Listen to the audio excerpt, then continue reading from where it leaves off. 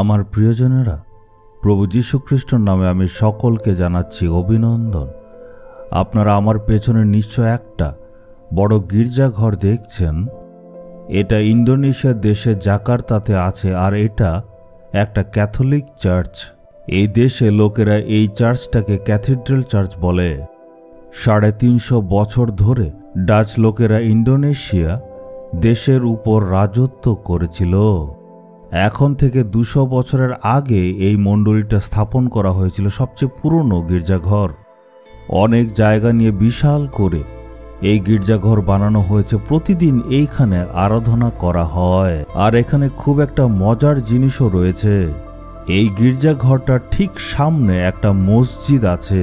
মুসলমানরা এখানে আরাধনা করতে আসে, তারা তাদের মতো আরাধনা করে। এই দেশে যারা মুসলমান বা বিশ্বাসী সবাই একসাথে সুন্দরভাবে বসবাস করে।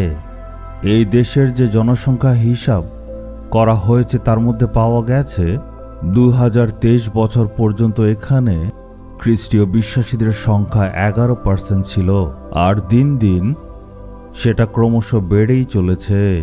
প্রত্যেক বছর আমরা দেখতে পাই খ্রিস্টীয় বিশ্বাসীদের সংখ্যা বেড়ে চলেছে, মানে প্রভুর কাজ হচ্ছে। আজকের দিনে সদাপ্রভু ঈশ্বর আমাদের জন্য কি বাক্য রেখেছেন আমরা দেখব দ্বিতীয় বিবরণের 7 অধ্যায়ের 6 পদে। পৃথিবীর উপরের সমস্ত জাতির মধ্যে থেকে প্রভু তোমাদের ঈশ্বর তোমাদের তার বিশেষ লোক হবার জন্য বেছে নিয়েছিলেন। আপনাকে বেছে নেওয়া হয়েছে। আকাশ ও পৃথিবীর যিনি সৃষ্টিকর্তা সেই সদাপ্রভু ঈশ্বরের দ্বারা আপনাকে বেছে নেওয়া হয়েছে। কেন উনি বেছে নিয়েছেন? আপনাকে দাসের মতো রাখার জন্য না, আপনাকে কাজের লোকের মতো রাখার জন্য, ড্রাইভার বা পিয়নের রূপে রাখার জন্য, তার প্রজা হবার জন্য নিয়েছেন। এ আমার ছেলে, এ আমার মেয়ে, তাকে আমি নিজের প্রজা হিসাবে, বিশেষ ব্যক্তি হিসাবে বাছাই করে নিলাম। তাহলে আমাদের এটা বলতে হবে আমরা ঈশ্বরের বিশেষ লোক। ঈশ্বর আমাদেরকে তার পুত্র হিসাবে, তার মেয়ে হিসাবে রাখার জন্য বিশেষ করে আমাদের বাছাই করলেন। এর দ্বারা আমরা নিজেদের বিশ্বাসকে ঘোষণা করি আর ঈশ্বরের প্রেমকেও দেখাই। আপনি এমনভাবে বলবেন না আমি তো গরিব, আমি তো একজন অনাথ, আমার জন্য কেউ নেই, এমন বলবেন না। বলুন আমি যীশু খ্রিস্টের, আকাশ ও পৃথিবীর সৃষ্টিকর্তা সেই ঈশ্বরের নিজের বিশেষ প্রজা হচ্ছে আমরা। আমাদেরকে নিজের বিশেষ প্রজা করার জন্য প্রভু যীশু ক্রুশে নিজের প্রাণ দিয়েছিলেন, আমাদেরকে বাছাই করলেন। উনি ক্রুশের উপর দাম দিয়েছেন, আর সেই দাম দিয়ে আমাদের কিনে নিয়েছেন। তার পবিত্র রক্ত দিয়ে ধৌত করে আমাদের বাছাই করেছেন।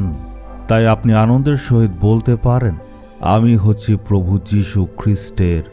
আমরা দেখি অনেকের মধ্যে খুব অহংকার থাকে, তারা বলে আমি কে তোমরা কি জানো? আমি খুব একটা বড় মানুষের আত্মীয়। কার আত্মীয় আপনি জানেন? আমি হচ্ছি সিএম এর আত্মীয়, আর আমার অনেক আত্মীয়রা আছে যারা মন্ত্রী পদে রয়েছে। যদি জিজ্ঞেস করেন কেমন আত্মীয়? দূরের আত্মীয়। এরা আমার আত্মীয় ঠিক আছে, কিন্তু অনেক দূরের আত্মীয়। কিন্তু প্রভু যীশুর সাথে যে সম্পর্কটা আমাদের, সেটা দূরের সম্পর্ক নয়। তিনি নিজের রক্ত দিয়ে আমাদের কিনে নিয়েছেন। প্রভু যীশুর রক্ত আমাদের ভেতরে আছে। আমরা যীশুর বাছাই করা মানুষ। প্রভু যীশু খ্রিস্টের সাথে আমাদের রক্তের সম্পর্ক। যীশু আমার জন্য রক্ত দিয়েছেন, আমি যীশুর রক্তর দ্বারা উদ্ধার পেয়েছি। প্রভু যীশুর সাথে আমাদের রক্তের সম্পর্ক। এমন বললে শয়তান আপনার থেকে দূরে পালাবে। আপনি নিজেকেই ঠিক করে চিনতে পারছেন না, তাই শয়তানকে জায়গা দিয়েছেন। অনেকে আবার বলে এর আত্মীয়রা তো বড় বড় অফিসার, তাকে স্পর্শ করা যাবে না। তাই আপনিও বলুন আমি প্রভু যীশু খ্রিস্টের। প্রভু যীশু তার রক্ত দিয়ে আমাকে কিনে নিয়েছেন, এই কথা সাহসের সহিত বলুন। এমন বললে শয়তান ভাববে আরে এই মানুষটা তো প্রভু যীশুর, আমি স্পর্শ করব না। আমরা যেহেতু সাহসের সহিত বলি না, এই জন্য শয়তান কাছে চলে আসে।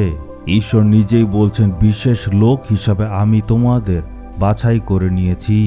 তাই মনে সাহস নিয়ে আজকে আপনি বলুন হে প্রভু আমি হচ্ছে আপনার প্রজা, আপনার আত্মীয়র মধ্যে পড়ি।